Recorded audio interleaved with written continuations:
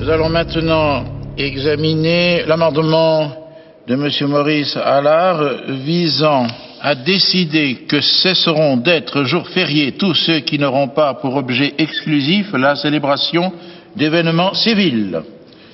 La parole est à M. Maurice Allard. Mes chers collègues, quand demain nous aurons voté la séparation, la République, par un illogisme choquant, fêtera encore la naissance du Christ, sa résurrection, son ascension au ciel.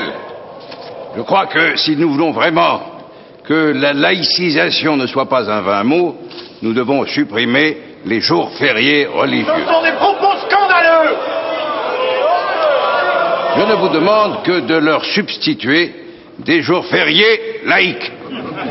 De même que l'Église emprunta autrefois au paganisme ces jours fériés, je demande que nous empruntions aujourd'hui à l'Église ces jours de fête. À Noël, nous fêterons le solstice d'hiver, à la Saint-Jean, le solstice d'été, à Pâques, au lieu de célébrer la résurrection miraculeuse d'un mystique nommé Jésus, dont l'existence même est hypothétique, eh bien, nous célébrerons la renaissance de la vie organique. Je demande à la Chambre, pour une laïcisation complète de l'État, de voter mon amendement.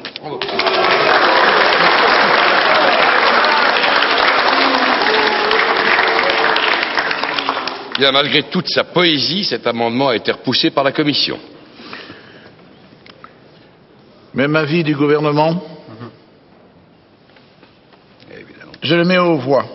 Qui est pour? Contre? Il n'est pas adopté.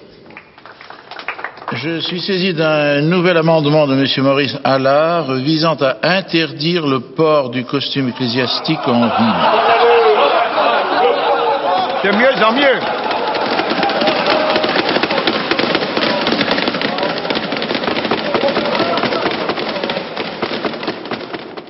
Mes chers collègues, nous ne pouvons voir dans le prêtre un citoyen comme tout autre, puisque c'est lui qui, par ses prétentions et ses affirmations, se met en dehors du droit commun. La question sera différente sans doute le jour où le prêtre consentira à ne plus parler comme un être qui s'élève au-dessus de la société tout entière, à ne plus être le représentant direct de Dieu. Cela, messieurs, vous me l'accorderez volontiers, le met vraiment dans une situation privilégiée dans notre société. Parler à Dieu, parler au nom de Dieu, c'est une chose considérable, énorme. Le prêtre n'est pas un être comme vous et moi. Le prêtre ouvre et ferme à son gré les portes du paradis et celles de l'enfer. C'est terrible cela, monsieur Guéraud.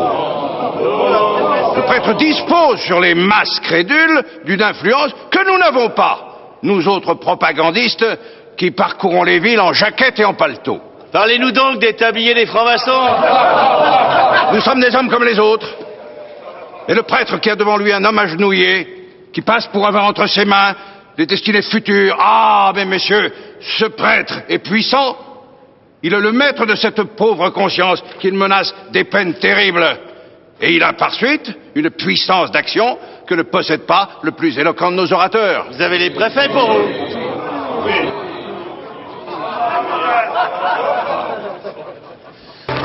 La loi de séparation des églises et de l'État est adoptée à la Chambre des députés par 341 voix contre 233. Aristide Briand est ovationné. Son discours final est affiché dans les 36 000 communes de France. Votée conforme par le Sénat le 6 décembre 1905, la loi est promulguée le 9 décembre et paraît au journal officiel le 11. Au début de l'année 1906, son application donne lieu à des violences graves. Les agents de l'État qui viennent inventorier les biens contenus dans les églises se heurtent aux prêtres et aux croyants qui refusent l'ouverture des tabernacles. La crise des inventaires fait tomber le gouvernement. Dans le nouveau cabinet, Aristide Briand est nommé ministre des cultes. Avec Clémenceau, ministre de l'Intérieur, la décision est prise de suspendre les inventaires et d'appliquer la loi en douceur. Jean Jaurès, le tribun de la paix, est assassiné le 31 juillet 1914, à la veille de la Première Guerre mondiale.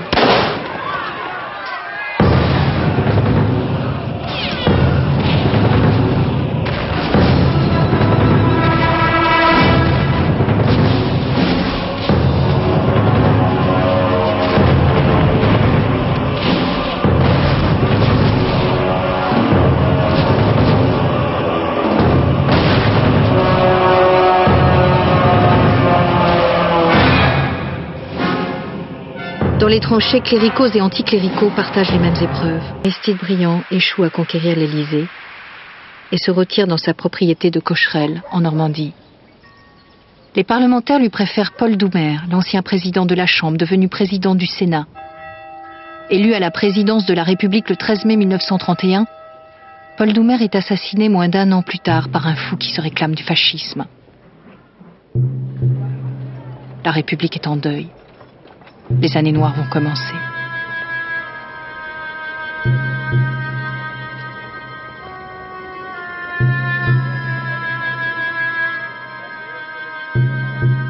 Après la mort d'Aristide Briand le 7 mars 1932, Maurice Allard reste le dernier grand témoin du débat de 1905. Battu en 1910 et redevenu simple journaliste, il vivra jusqu'au 27 novembre 1942.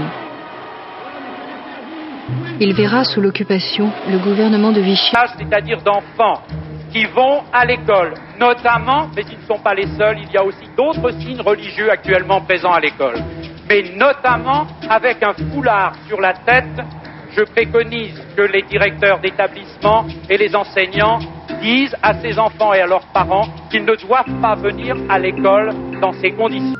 Le 17 décembre, Jacques Chirac se déclare favorable à l'enseignement du fait religieux et souhaite une loi contre le port ostensible de signes religieux à l'école. J'estime que le port de tenues ou de signes qui manifestent ostensiblement l'appartenance religieuse doit être proscrit dans les écoles, les collèges et les lycées publics. Une mission parlementaire d'information est constituée sous la présidence de Jean-Louis Debré. Cette démarche aboutit à la loi du 15 mars 2004, selon laquelle, dans les écoles, les collèges et les lycées publics, le port de signes ou tenues par lesquels les élèves manifestent ostensiblement une appartenance religieuse est interdit.